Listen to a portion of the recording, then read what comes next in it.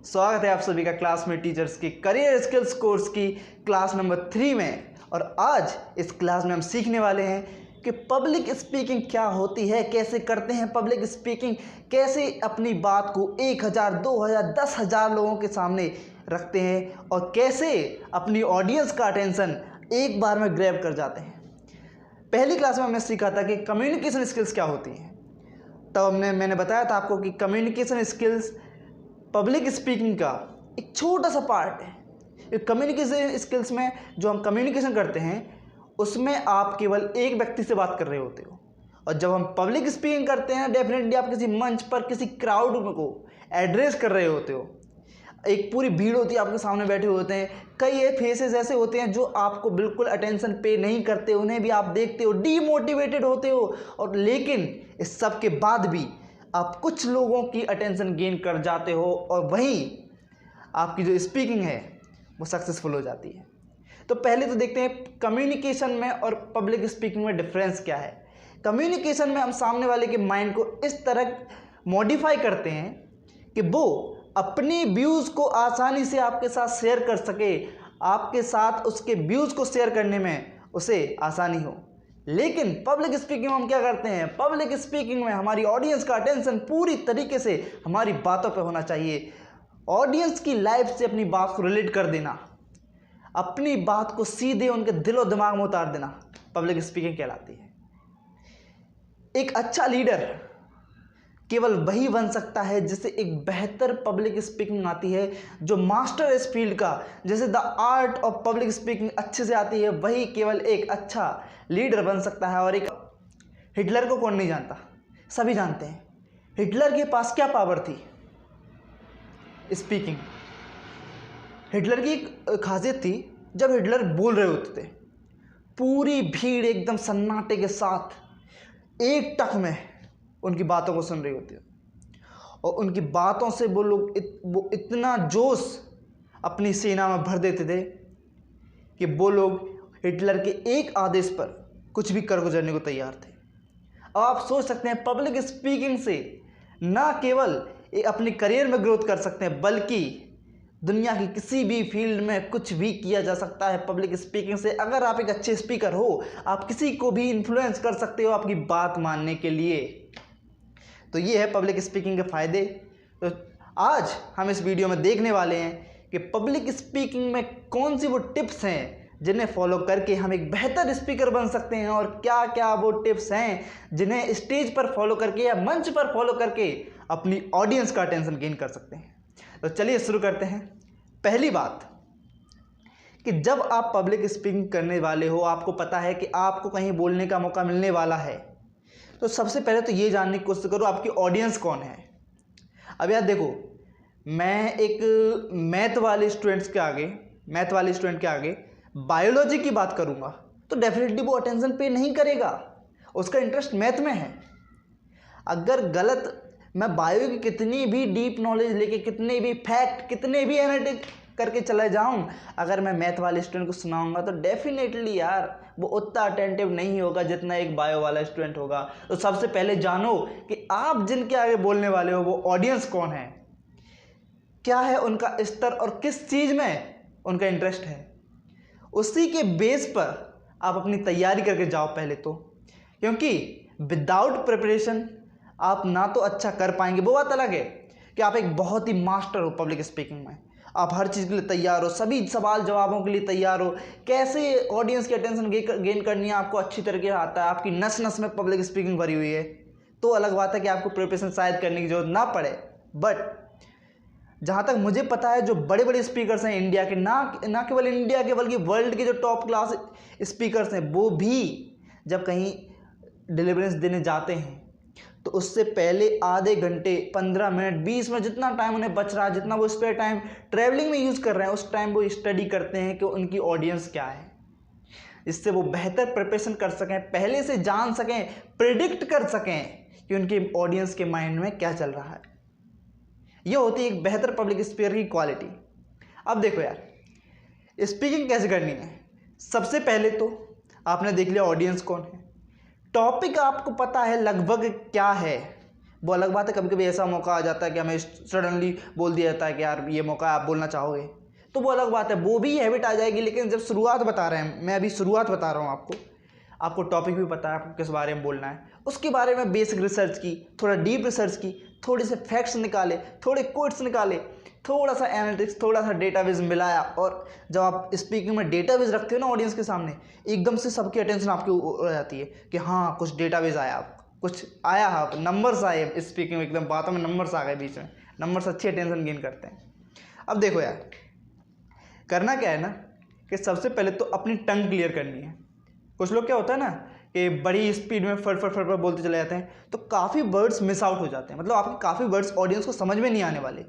आपको अपनी वॉइस इतनी मतलब क्लियर रखनी है, अपने वर्ड्स को भगाना नहीं है।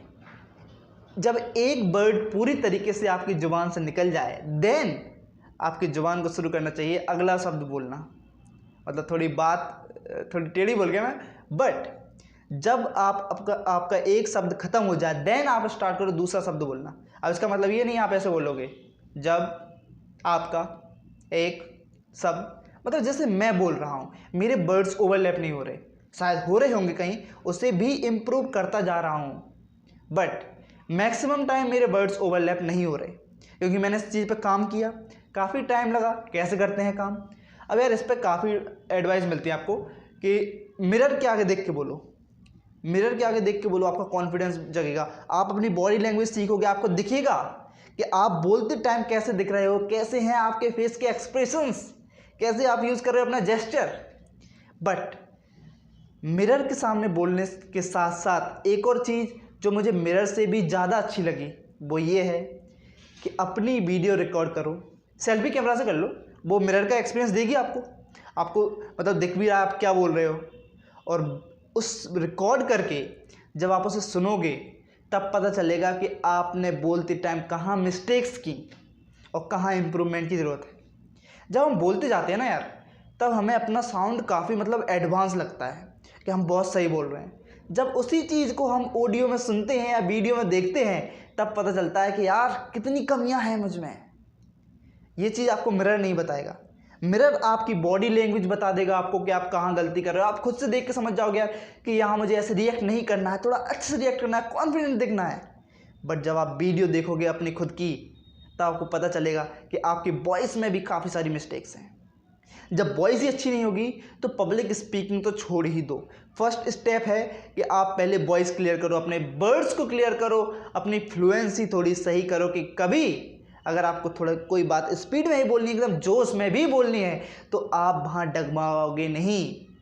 काफ़ी बार होता है कि मतलब एकदम से जब माइक हाथ में लेते हैं तो काफ़ी वर्ड ओवरलैप हो जाते हैं, स्पीड में बोलते जाते हैं, ऐसा कुछ हो जाता है। सबके साथ होता है, पहली बार, दूसरी बार, तीसरी बार सबके साथ होता है यार ये चीज़। आप कोई नए नहीं हो, अगर आपके साथ कभी हुआ है ऐसा, कभी मौका मिला है, मेरे साथ कई बार हुआ था पहले। बट अब मैं कुछ टिप्स देने वाला हूँ। ये तो हो गई आपकी टंग क्लियर करने की बात, आपने डेटाबेस भी ले लिया, ऑडियंस के बारे में भी जान लिया, थोड़ा बहुत डेटा कलेक्ट कर लिया, क्या बोलना है आपने सोच के रख लिया। अब उस बात को प्रेजेंट कैसे करना है एक मंच पर, एक स्टेज पर जाके, जब हाथ में आपके माइक होगा, पूरे जो एरिना होगा उसमें केवल आपकी आवाज़ आएगी, बाकी सभी लोग आपको सुन रहे होंगे। तो सबसे पहले तो ना कम्युनिकेशन स्किल्स वाली जो वीडियो थी या जो क्लास थी उसमें मैंने बताया था कि पहले ऐसा तो नहीं कि पिक्चर चालू की और आप किसी स्टेज पर खड़े मिले, ऐसा तो नहीं। पहले आप डेफिनेटली उस पर चढ़ोगे, तो मेन अट्रैक्शन तो जब आवाज़ लगती है कि नेक्स्ट अब कौन बोलने आ रहा है, नेक्स्ट कौन आने वाला है बोलने, तो वहाँ जनता देखती है कौन आया कौन आया। तो वो देखते हैं सामने वाला चल के आया, कैसे आया, चलकर कैसे आया। बहुत कम लोग नोटिस करते हैं कि ये भी चीज़ नोटिस की जाती है, बट यही वो चीज़ है जो सबसे पहले नोटिस की जाती है कि आप चलकर कैसे आए। कहीं आप ऐसे तो नहीं आए इधर देखते हुए, वो अक्षय कुमार वाला सीन, ऐसे तो नहीं आए आप कहीं, या फिर आप इतने लटके झटके तो नहीं आए, या फिर कहीं ऐसे करते हुए नहीं आए, ऐसा कुछ करते हुए तो नहीं आए। जब आप आ रहे हो आपके हाथ स्ट्रेट फॉरवर्ड होना चाहिए, बिल्कुल इस तरीके से। आपका सिर बिल्कुल ऐसे ऊपर होना चाहिए जैसे आप बहुत बड़ा तीर मार के आ रहे हो, प्राउड अपने आप पे फील करो, एकदम से कॉन्फिडेंस, सीना चौड़ा एकदम, बिल्कुल ऐसे कि आपको सब कुछ पता है उस फील्ड के बारे में जिसमें आप बोलने वाले हो। जब आप ऐसे चढ़ोगे ना स्टेज पे, जो स्टेप्स होते हैं उन पर चढ़ोगे, वहीं लोगों की अटेंशन आपको मिल जाए कि हाँ ये कुछ बोलेगा, इसमें दिख रहा है कॉन्फिडेंस। अब ये चीज़ ना काफ़ी लोग नोटिस नहीं करते कि ये भी मेंटेन करना पड़ता है। भाई यही तो मेंटेन करना पड़ता है सबसे पहले, कि आप कैसे जा रहे हो। चलो आप पहुंच गए, अब आपने माइक लिया, शुरुआत कैसे करते हैं? तो शुरुआत करने के लिए पहले तो यार थोड़े अच्छे शब्द बोलो उन्हें, good morning, good evening, top of the morning to you all and something like that. ये सब चीज़ें बोलो। अगर इंग्लिश में बोल रहे हो तो, हिंदी में बोल रहे हो तो सुप्रभात, लेकिन ये तो कॉमन वर्ड्स हैं, good morning, good evening, good night वगैरह। गुड नाइट तो बोलोगे नहीं, good morning, good afternoon, good evening, जैसा भी टाइम हो उस हिसाब से बोल दो। काफ़ी टाइम ना क्या होता है कि नर्वस होते हैं अपन लोग, तो मॉर्निंग के टाइम पर निकल जाता है, hello my dear friends, my dear teachers, a very good afternoon to all of you. ऐसा होता है, तो उस पर थोड़ा ध्यान देना कि पहली लाइन में भी आप अगर कर दोगे काम तो वहीं से अटेंशन छन हो जाएगी। उसके बाद अटेंशन रहेगी, लेकिन वो आपके फ़नी पॉइंट्स के ऊपर रहेगी, आपके जो मेन पॉइंट्स हैं उससे लोग डिस्ट्रैक्ट हो जाएंगे। तो वो मैनेज करके चलो यार। और गलती हो भी जाती है, अगर कभी कभार गलती हो जाती है, वहाँ ऐसा नहीं कि यार सब बिगड़ गया, ख़त्म, कुछ नहीं बिगड़ा। अगर आप उस पर नोटिस करोगे तो डेफिनेटली सब बिगड़ गया। गलती हो गई, थोड़ी फ्लुएंसी मैनेज करो। 2 मिनट तक कोई अटेंटिव नहीं भी हुआ, 20 सेकंड तक अगर कोई अटेंटिव नहीं हुआ तो 21वें सेकंड में सभी अटेंटिव हो जाएंगे। अगर गलती हो जाती है तो ऐसे नहीं कि एकदम ये क्या हो गया, वही स्टेज पर खड़े होकर अपन कर रहे हैं, ओ सॉरी, गुड मॉर्निंग, वो चलता थोड़ा, गुड आफ्टरनून, देन थोड़ा जोकिंग टाइप में, sorry, good morning to all of you, थोड़ा इस तरीके से बात को संभाला जाता है। ये कर दिया।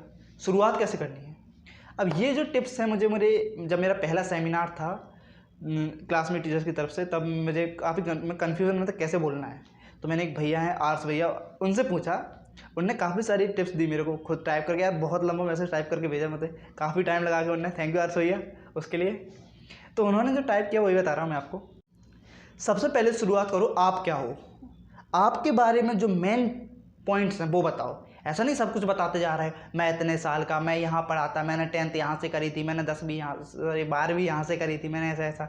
ये नहीं, जो मेजर पॉइंट्स हैं, जो आपके अचीवमेंट्स हैं, जो बातें आपके बारे में मेजर चीज़ें, जो मतलब इंपॉर्टेंट चीज़ें आपके बारे में वो बताओ। ब्रीफ, थोड़ा मतलब स्पीडली बता दो, कोई ऐसा नहीं कि आप इसमें टाइम वेस्ट करे जा रहे हो। आपने बता दिया, अपना इंट्रोडक्शन दे दिया, आपका मोटिव बताओ, ऑब्जेक्टिव बताओ कि क्यों आप यहाँ आए हो बोलने, क्या कारण है कि आप यहाँ माइक हाथ में लेके उनके सामने बोल रहे हो, आपका टॉपिक क्या है, आपका मोटिव क्या है, क्या चाहते हो ऑडियंस से, क्या ऑडियंस को देने वाले। अगर ऑडियंस की भाई 100% अटेंशन लेनी है ना, तो अपनी शुरुआती लाइंस में उन्हें ऐसा कुछ बोल दो कि उन लोगों को मतलब ये लगने लगे, हाँ इसे सुनने के बाद कुछ ऐसा जानने को मिलेगा जो हमारी लाइफ में काम आएगा। कुछ उन्हें लालच दे दो, लालच ही मैं उसे लालच ही कहूँगा, कि अगर आप अभी तक इस वीडियो को देख रहे हो, क्यों देख रहे हो? क्योंकि आपको लालच है कि हो सकता है मेरी किसी बात से आप कहीं ना कहीं ग्रो कर जाओ, कहीं ना कहीं काम आ जाए मेरी कोई एक भी टिप, ठीक है? तो ऐसा लालच दे देने का शुरुआत में बड़े अच्छा रहता है। बड़ा ही मतलब मैं से इकलौता लालच है ये, जो मतलब बिल्कुल सही है, सटीक है, एकदम बढ़िया वाला, ठीक है? ये हो गया अपना। अब आगे क्या करना है अपन को? अपने बारे में बता दिया, उन्हें बता दिया कि हम क्या कर, क्यों यहाँ स्पीच देने आए हैं, क्या आपको बेनिफिट्स मिलेंगे ऑडियंस को। अब क्या होगा ना, कुछ ऐसी बात बोल दो, कुछ ऐसा पॉइंट रख दो कि आपकी बात ऑडियंस की लाइफ से रिलेट करने लगे। अगर आप स्टूडेंट के सामने बोल रहे हो, कुछ ऐसी बात रख दो कि हाँ मैं इस चीज़ पे बात करने वाला हूँ जो स्टूडेंट्स की लाइफ में बहुत बड़ी प्रॉब्लम है। बड़ों के आगे बोल रहे, बूढ़ों के आगे बोल रहे, तो बुजुर्गों के आगे बोल रहे, तो उन्हें ऐसा कुछ बता दो कि हाँ आपकी लाइफ की प्रॉब्लम से रिलेटेड मैं टॉक करने वाला हूँ अपनी स्पीच में। ये हो गया, ठीक है? आपने प्रॉब्लम्स बता दी, अब सबकी अटेंशन है आपकी तरफ। अब बोल दो अपनी मेजर चीज़ें। अब आपको जो भी बोलना है वो एक लाइन में, मतलब एक तरीके से बोलते चले जाओ, बिना रेल तोड़े, बिना आपकी लिंक टूटनी नहीं चाहिए। अब लिंक का मतलब ऐसा भी तोड़ना कि स्पीड में बोलते चला खट खट खट खट खट। आराम से रिलैक्स रहो, बॉडी लैंग्वेज मेंटेन करो। पहली बार आपका होगा कि पैर काँपेंगे यार, सबके काँपते हैं। जो बड़े बड़े स्पीकर्स हैं आज, उनके भी कभी ना कभी पैर काँपे थे। जब मेरा पहला सेमिनार था तब मेरे भी पैर काँपे थे, बट जब मेरा तीसरा सेमिनार था तब मैं बड़ा ही कॉन्फिडेंट था। ना मैंने मेरे पैर काँपे, ना ही मैं हिचकिचाया, एक बार में मैंने अपनी बात सबके सामने रख दी। ये चीज़ आपको प्रैक्टिस से धीरे धीरे आ जाएगी। शुरुआत में अगर शुरू करना है आपको तो डेफिनेटली शुरुआत में 1-2 बार आपको अपने पैर कँपाने पड़ेंगे स्टेज पर जाके, तभी आपको वो चीज़ देखने को मिलेगी अपने अंदर कि हाँ अब मैं कॉन्फिडेंट हूँ बोलने के लिए। जब स्पीच के बाद में तालियों की गड़गड़ाहट गूंजेगी तो आपको वो कॉन्फिडेंस आता है। वो तालियां आपके अंदर कॉन्फिडेंस लाती हैं। अपनी बात को स्पीच में रखते जाओ ऐसे कि सभी का अटेंशन आपके ऊपर रहे। थोड़े थोड़े पॉज लेते जाओ। एक बात बोली, थोड़ा सा पॉज। जैसे अपने जो पॉलिटिशियंस होते हैं वो कितने सारे पॉज लेते हैं। आप कभी सुनना अमित शाह, मोदी जी, इन लोगों को आप सुनना कभी, तो ये काफ़ी पॉजेस लेके बोलते हैं, एकदम में नहीं बोल जाते। क्योंकि पॉजेस लेके बोलने का मतलब ये, आपने एक लाइन अभी जो बोली उसके बाद पॉज लिया, उस पॉज टाइम में ऑडियंस को ये टाइम मिलेगा कि उस बात को प्रोसेस करके पूरी तरीके से समझ ले। ये होता है उस पॉज का मोटिव। पॉजेस लिए। अब स्टार्टिंग जैसी आपने बेहतरीन की थी ऑडियंस की लाइफ से रिलेट करते हुए, एंडिंग में जो लालच आपने दिया था वो उन्हें दे देना, वरना अगली बार नहीं सुनेंगे आपको। जिस टॉपिक के बारे में आपने बोला था कि हम एंड में किस टॉपिक की प्रॉब्लम फाइंड करने वाले हैं, क्या आपको देने वाले हैं, ऑडियंस को क्या बेनिफिट देने वाले हैं, उसको एंड में ज़रूर डिस्कस करो। मेंशन करना भूल मत जाना, नहीं तो पहले बता दिया कि एंड में कुछ ऐसी चीज़ बताऊंगा जो लाइफ में बहुत काम आएगी, और एंड में बोले थैंक यू हमारा हो गया चलते हैं। तो अगली बार डेफिनेटली जब आप आओगे तो कोई भी आपके लिए आते वक्त तालियां नहीं बजाएगा, क्योंकि उन्हें पता है कि आप उस टाइम भी उनके अटेंशन लेके उनके जो अरमान है उन पर बाल्टी भर के पानी फिर के गए थे। ठीक है। अब एंडिंग में क्या होता है ना, एंडिंग जो स्टार्टिंग थी उससे भी ज़्यादा जोश होना चाहिए एंडिंग में, क्योंकि तालियां होती हैं ना वो एंड के टाइम पे ही बजने वाली हैं। अब एंड के टाइम पे कुछ ऐसी पॉइंट्स तैयार रखो जो डायरेक्ट आपके ऑडियंस के दिल और दिमाग पे हिट करे। दिल पे हिट करनी चाहिए, तालियां दिल से निकलती हैं। ठीक है। उस पॉइंट को जब आप बोलो तब सबसे ज़्यादा कॉन्फिडेंस दिखना चाहिए आपकी एंडिंग में, क्योंकि एंडिंग के तुरंत बाद ऐसा कुछ होना चाहिए कि ऑडियंस अपने आप तालियां बजाने पर मजबूर हो जाए, और केवल वो आपकी कॉन्फिडेंस से भरी हुई एंडिंग कर सकती है। आपने सब कुछ बता दिया, अपने मोटिव्स बता दिए, सॉल्यूशंस बता दिए, जो लालच आपने दिया था उसके बारे में बात कर दी, और एंडिंग में आपने एक बेहतरीन सा कंक्लूजन दिया उन्हें, और उन सभी को मतलब एक थैंक यू भी बोल देना यार। काफ़ी ना जैसे आप भी मुझे सुन रहे हो तो आप सभी का थैंक यू यार। अगर अभी तक वीडियो को देख रहे हो, अभी तक क्लास ले रहे हो तो सबसे पहले ऑडियंस का थैंक यू करो यार, कि अगर आप सुन रहे हो, आप मेरे को अटेंशन वगैरह देने के लिए थैंक यू वगैरह हो गया, आप नॉर्मली जैसे करते हो। अभी ना ये तो हो गई स्पीच की बात, अपन ने कैसे शुरुआत की, कैसे एंड करी, कहाँ अपनी बात रखी, क्या क्या चीज़ें हैं, क्या ध्यान में रखनी, हो गया। अब एक और चीज़ यार, जब पहली बार आप माइक हाथ में पकड़ोगे तो उस टाइम काफ़ी नर्वसनेस होती है आपके पास आपके शब्द आपके जो दिमाग में होते हैं उनसे ज़्यादा नर्वसनेस आपके अंदर होती है। अब उस टाइम पे क्या होता है ना, नर्वसनेस के कारण आप माइक को काफ़ी ऐसे पकड़े खड़े हो जाते हो। तो ऐसे नहीं, थोड़ा ओपनली, दूसरा हाथ आपका कहीं भी जो जेस्चर यूज़ कर रहा है, पहला हाथ अगर माइक स्टैंड पे माइक नहीं है तो आप पकड़े हुए हो, उसे बिल्कुल मुँह में मत घुसा लो अपना माइक। होता है कभी कभी, मेरे साथ भी हुआ था, मतलब एक बार टाइम मिला था मुझे, एक मौका मिला था, तो मैंने काफ़ी ऐसे मुँह में घुसा लिया था। जब मैंने बाद में वीडियो देखा तब मुझे समझ में आया कि जो पूरा जो आवाज़ आ रही थी मेरी, उसमें मेरी आवाज़ से ज़्यादा तो मेरी फुस सांसों की आवाज़ आ रही थी, मतलब है ऐसा कुछ करके। तो अपनी सांसों को थोड़ा कम करना है, सांसों की आवाज़ ना आए तो माइक को थोड़ा दूर रखो यार। इतना डिस्टेंस काफ़ी है, वो कैच कर लेता है आराम से। जैसे मेरा माइक अभी यहाँ लगा है तो वो आराम से कैच कर रहा है ना, आपको वॉइस क्लियर सुनाई दे रही है। तो उस चीज़ का नोटिस करो, ज़्यादा हड़बड़ाओ मत, प्रैक्टिस करते रहो। प्रैक्टिस ही है वो चीज़ जो आपको एक बेहतर पब्लिक स्पीकर बना सकती है। कोई भी इस दुनिया में आपको एक पब्लिक स्पीकिंग सिखा नहीं सकता, केवल टिप्स दे सकता है भाई। टिप्स को फॉलो करना है नहीं करना है आपकी मर्जी है। एक बेहतर लीडर बनना है अपनी लाइफ में। लीडर क्या पॉलिटिक्स में होते हैं क्या, कहीं भी किसी भी क्षेत्र में जहाँ आप खड़े हो जाओ, जहाँ बोलना शुरू कर दो, वहाँ 10, 12, 25 लोग आपको सुन रहे हों, वो होता है एक लीडर। तो अगर आप एक बेहतर लीडर बनना चाहते हो अपनी लाइफ में तो पब्लिक स्पीकिंग में ज़रूर काम करो। पहले कम्युनिकेशन में स्किल्स अच्छी करो, देन पब्लिक स्पीकिंग पे आओ। क्योंकि पब्लिक स्पीकिंग में आपको 10,000, 5,000, 20, अगर कहीं छोटे से झुंड में बात कर रहे हो तो वो सब आपको उन लोगों की अटेंशन गेन करनी है। मेन चीज़ होती है अटेंशन गेन करना। अपनी बात तो बहुत लोग सामने रख देते हैं, पर कैसे रखते हैं, उनका वॉइस फ्लो क्या होता है। और हाँ, एक और गलती जो बहुत से लोग करते हैं, सबसे बड़ी गलती, कि पब्लिक स्पीकर्स को सुनते हैं पहले यूट्यूब पर देखकर, देन उनसे ये तो नहीं सीखते कि उनका मतलब कैसा टोन है, कैसा क्या है।